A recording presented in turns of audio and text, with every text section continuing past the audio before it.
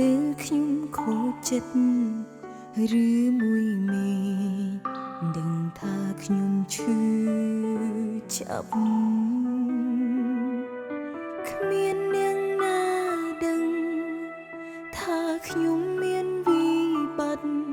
ព្រោះតែប្រត់រូបម្ចាស់ស្នេហ៍មកពីហេតុអ្វីទើបថ្លៃដាច់ចិត្តពីអូនឬនួនល្អងមានអ្នកថ្មីល្អជាងជីវ៉ាភ្លេចទាំងសំដីដែលបងធ្លាប់សន្យាថាស្មងស្ម័គ្រតែអូ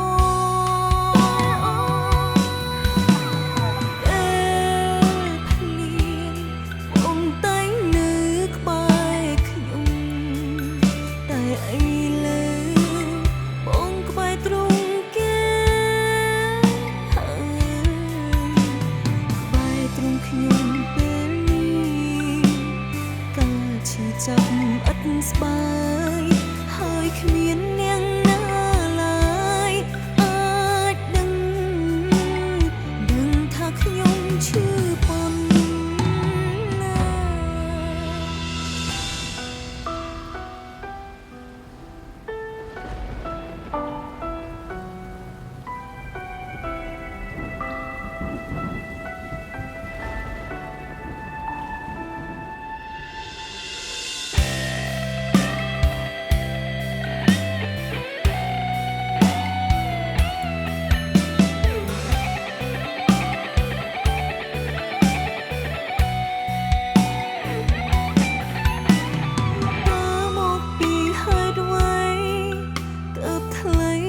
ចិត្តពីអូន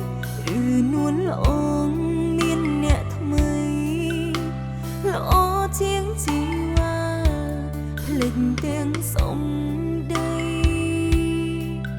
ដែលបងធ្លាប់សន្យា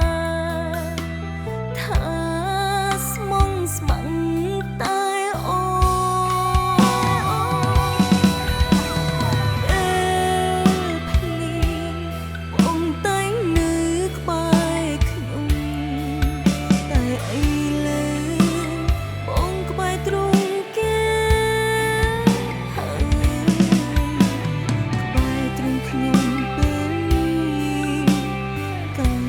ចាប់ឥតស្បាយហើយគ្មាននាងណាឡើយអាចដឹងថាខ្ញុំឈឺប៉ុណ្ណាពេលធ្លៀងបងតែងនៅក្បែរខ្ញុំតែឥឡូវ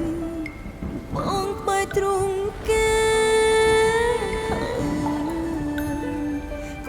ទ្រង់ខ្ញុំពេលនេះក៏ឈឺចាប់ឥតស្បាយហើយគ្មាននាងណា